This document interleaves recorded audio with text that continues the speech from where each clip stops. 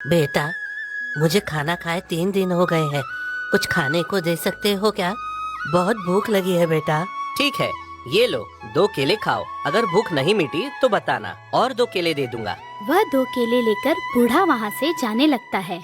तभी चिन्नप्पा, ओ दादाजी, रुको रुको, इधर आओ। आपने तो कहा बहुत भूख लगी है, 2 केले दिए तो बगैर खाए लेकर जा रहे हो। इसका मतलब आपने मुझसे झूठ कहा। मुझे भूख सच में लगी है बेटा, लेकिन घर पर मेरी पत्नी है, उसे भी कुछ खाए 3 दिन हो गए हैं, इसलिए ये दोनों केले उसके लिए ले जा रहा हूँ। अरे अरे, मुझे माफ करो, जल्दबाजी में आप पर शक किया। ये केले अगर आपकी पत्नी को खिलाओगे तो आप क्या खाओगे? आप रुकिए, मैं आपको कुछ सामान देता हूँ, वो तुम्हें महीने भर खाने में काम आएगा। तभी चिन्नप्पा बूढ़े को महीने भर का राशन देता है। ये सामान ले जाइए, अपनी पत्नी की अच्छे से देखभाल कीजिए, ठीक है? तुम्हारा दिल बहुत बड़ा है बेटा, तुम्हें ऊपर वाला आशीष दे। तभी बूढ़ा सामान लेकर चला जाता है और कुछ समय बाद चंपा सेठ आता है। वो चिन्नप्पा से पूछता है, हाँ चिन्नप्पा, व्यापार कैसा हुआ? कितने लोग आकर गए? आपके जाने के बाद मैंने जो सामान बेचा ये उसके पैसे हैं, आप अच्छे से गिन लीजिए। पर सेठ जी, लेकिन क्या? चिन्नप्पा कुछ पैसे लिए क्या? कितने लिए बताओ? कुछ पैसे नहीं लिए मालिक, लेकिन एक बूढ़ा और उसकी पत्नी बेचारे बहुत भूखे थे, इसलिए 1 महीने भर का राशन उसे देकर भेज दिया। चाहो तो मेरी पगार से पैसे काट सकते हो आप। बेचारे दादा को देखकर बहुत दुख हो रहा था। क्या तेरी पगार से काटना? तू 2 महीने की पगार पहले ही ले चुका है, तो इस महीने की पगार कहाँ से आएगी? ऐसे ही दान करता रहेगा तो कैसे चलेगा? मेरे पास तेरे बाप दादा ने कमा कर कुछ रखा है क्या? अब तुझे मैं बर्दाश्त नहीं कर सकता। ऐसा कुछ नहीं है मालिक, मुझे यकीन है अगर आप भी उस बूढ़े को देखते तो जो मैंने किया वो आप खुद करते। वो लोग 3 दिन से भूखे थे, इसलिए मैंने ऐसा किया मालिक। अब से तू एक क्षण भी यहाँ मेरी दुकान पर नहीं रुक सकता। इस समय तुझे काम से निकाल देता हूँ। अब तू जा सकता है, फिर कभी यहाँ पर मत आना। चल अभी निकल यहाँ से तू। और एक बात याद रखना, अपना मुंह कभी मत दिखाना मुझे।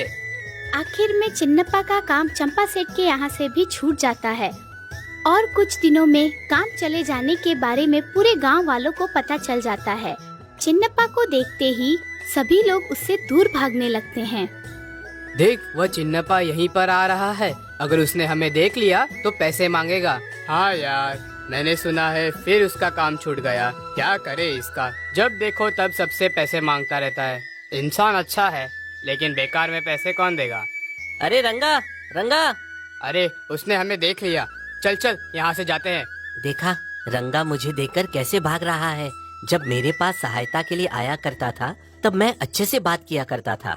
मेरे पास काम नहीं है, इसलिए ये लोग ऐसा कर रहे हैं मेरे साथ। इन लोगों से मैं क्या पैसे मांगने वाला था? हाँ, फिर उसके बाद चिन्नप्पा किसी के भी पास जाता तो कोई उसकी सहायता नहीं करता।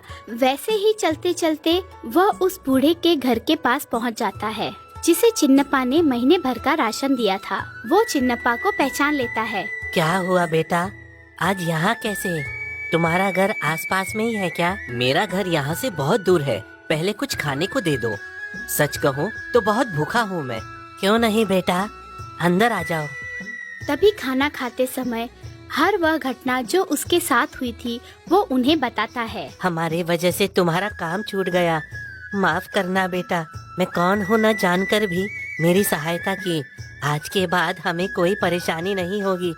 मेरा बेटा आ जाने वाला है, तुम्हें जब भी भूख लगे हमारे पास आ जाना और पेट भर के खाना खाना। क्या आपको बेटा भी है? क्या करता है वो? इतने दिन आपको छोड़कर कहाँ गया है वो? मेरा बेटा एक चोर है, काम वाम कुछ करता नहीं, लेकिन हमें उसने कभी तकलीफ नहीं दी, हमेशा ख्याल रखता था। इन दिनों वो राजा के कारागार में था, आज उसकी शिक्षा खत्म हो गई है। अब तक उसे आ जाना चाहिए था। उसी को देखने मैं घर से बाहर आया और तुम दिखे मुझे। अच्छा, तो आपने मुझे पहचान कर भरपेट खाना दिया। वैसे आपके बेटे का नाम क्या है? मेरे बेटे का नाम पैदाबलू बाबू। क्या वो पैदाबलू बाबू आपका बेटा है? वो तो बचपन में मेरे साथ पढ़ता था, वो मेरा दोस्त भी था। फिर बाद में कई दिनों तक वो मुझे कहीं दिखाई नहीं दिया। वह दोनों ऐसे ही बात कर रहे थे, तभी वहाँ पैदाबलू बाबू 2 गायों को लेकर पहुँच जाता है। पिताजी कैसे हो? माँ कैसी है? सब ठीक है ना? अरे अबलू, मुझे पहचाना क्या? मैं चिन्नप्पा हूँ। हम दोनों साथ में पढ़ाई किया करते थे, याद है? हाँ यार, अभी याद आया। कैसा है, क्या कर रहा है आजकल? कुछ काम न होने की वजह से इधर उधर घूम रहा था। ये देखो, तुम्हारे पिताजी ने मुझे बुलाकर खाना खिलाया। चल एक बात बता, तू तो बहुत दुबला पतला था, इतना ताकतवर कैसे बन गया? मैं कुछ दोस्तों के साथ रहकर चोर बन गया था। जब मैं चोरी करते हुए पकड़ा गया तब मुझे कारागार में डाल दिया, लेकिन मुझे वहाँ बहुत ही अच्छा खाना मिलता था, कोई तकलीफ नहीं थी। सर्दियों में अच्छा कंबल भी दिया करते थे। कुछ काम नहीं करना होता है, समय पर खाना मिलने से मैं ताकतवर बन गया। क्या कहा? कारागार में अच्छा खाना देते हैं और सच में कोई काम भी नहीं करवाते? हाँ यार, लेकिन हमें हमारे परिवार वालों से, हमारे दोस्तों से मिलने नहीं देते थे। ऐसा रहना नर्क से कम है क्या? इसलिए मैं कारागार कभी नहीं जाना चाहता हूँ, जिंदगी में कभी भी नहीं जाऊँगा। मेरे अच्छे स्वभाव को देखकर राजा ने मुझे ये 2 गाय दी हैं और मुझसे कहा मेहनत करके जिंदगी बिताओ। ठीक है यार, अब मैं चलता हूँ, फिर कभी मिलता हूँ। ऐसा कहकर वो वहाँ से जाने लगता है और पास के गांव में भी काम के लिए प्रयास करता है, लेकिन कहीं भी काम नहीं मिलने की वजह से बहुत उदास होता है। तभी एक पेड़ के नीचे बैठ जाता है। क्या करूं? अच्छे से काम करूंगा कहने पर भी मुझे कोई काम नहीं दे रहा है। क्या करूं समझ नहीं आ रहा है। उस अबलू के कहने के मुताबिक मैं भी उस कारागार में जाकर बैठूंगा तो मुझे बगैर काम के ही समय पर खाना दिया जाएगा और सोने के लिए अच्छा बिस्तर भी मिल जाएगा। लेकिन उधर जाने के लिए चोरी करनी पड़ेगी, लेकिन जिसका पैसा चुराऊंगा उसे बहुत बुरा लगेगा।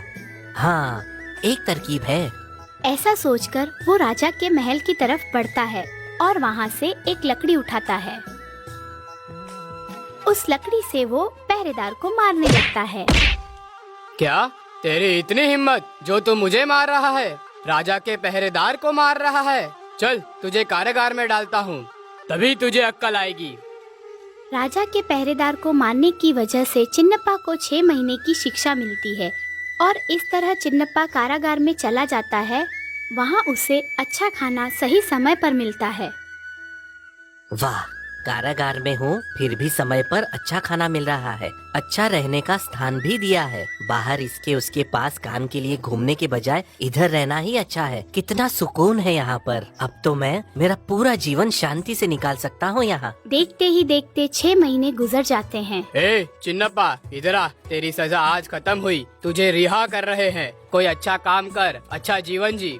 अरे इतनी जल्दी 6 महीने पूरे हो गए? मैं बाहर नहीं जाऊंगा, मुझे यहीं कारागार में ही रखो। ऐसा नहीं हो सकता, तेरी सजा खत्म होने के बाद तुझे यहाँ पर रखा तो मेरी नौकरी चली जाएगी। चिन्नप्पा के इच्छा के बगैर ही उसे कारागार से बाहर आना पड़ता है। बाहर आकर वो मन ही मन सोचता है, अब क्या मुझे फिर से काम के लिए घूमना पड़ेगा? वैसे भी मैं अच्छे से काम करूंगा तो भी मुझे काम पर से निकाल दिया जाएगा। अगर अब किसी को पता चला कि मैं कारागार में था तो कोई मुझे काम नहीं देगा। अब कुछ भी हो जाए मुझे फिर से कारागार में कैसे भी जाना ही होगा। लेकिन इस बार क्या करूं? हाँ, एक तरकीब है। राजा के महल के पास जाकर ही कोई अपराध करना पड़ेगा। तभी चिन्नप्पा राजा के महल के पास जाता है। वहाँ वो देखता है कि राजा महल में टहल रहे हैं।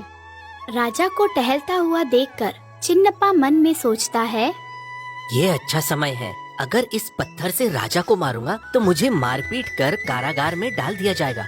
इस कारण मुझे ज्यादा से ज्यादा सजा मिल सकती है और वो भी लंबे समय तक। ऐसा सोचकर चिन्नप्पा राजा के ऊपर पत्थर फेंकता है, लेकिन वो पत्थर राजा को नहीं लगता। लेकिन राजा की नजर चिन्नप्पा पर पड़ जाती है। चिन्नप्पा फिर एक बार पत्थर लेकर राजा के ऊपर फेंकता है। कौन है रे तू? सिपाहियों, उसे पकड़कर हमारे पास लाओ। चिन्नप्पा को पकड़कर सिपाही राजा के पास ले जाते हैं। कौन है रे तू? मेरे ऊपर पत्थर क्यों फेंका? महाराजा, इसने इससे पहले भी मुझे लकड़ी से मारा था, कारागार में सजा भी काट चुका है। क्या हुआ? तूने पहले सिपाही पर हाथ डाला और फिर मुझ पर पत्थर फेंका। कहीं पागल तो नहीं हो गया है? इसकी शिक्षा कितनी है पता है तुझे? हाँ, पता है मुझे महाराज। मुझे कारागार में डाल दिया जाएगा, इसीलिए ही मैंने आप पर पत्थर फेंका है। जितनी ज्यादा लंबी आप सजा दे सकते हैं उतनी दीजिए। सही में तू पागल है। कारागार में रहना आसान है क्या? तेरा कोई नहीं है क्या यहाँ पे? सभी लोग कारागार से भागने की सोचते हैं, लेकिन तू है जो मुझे कारागार में डालने को कह रहा है। आखिर क्या हुआ है तुझे? क्या बताऊं महाराज, मैं बहुत ही ईमानदारी से काम किया करता था।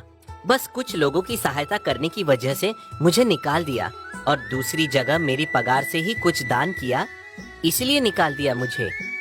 बहुत जगह काम के लिए पूछा, लेकिन किसी ने मुझे काम नहीं दिया महाराज। मेरी भूख, मेरी तकलीफ को समझने वाला कोई नहीं है। इसलिए सोचा कि कारागार में समय पर खाना और सोने के लिए बिस्तर अच्छे से मिलता है। इस वजह से चोरी करके दूसरे को तकलीफ देना नहीं चाहा। इसीलिए किसी भी तरह कारागार में आने के लिए आप पर पत्थर फेंका। दया करके मुझे कारागार में डाल दीजिए।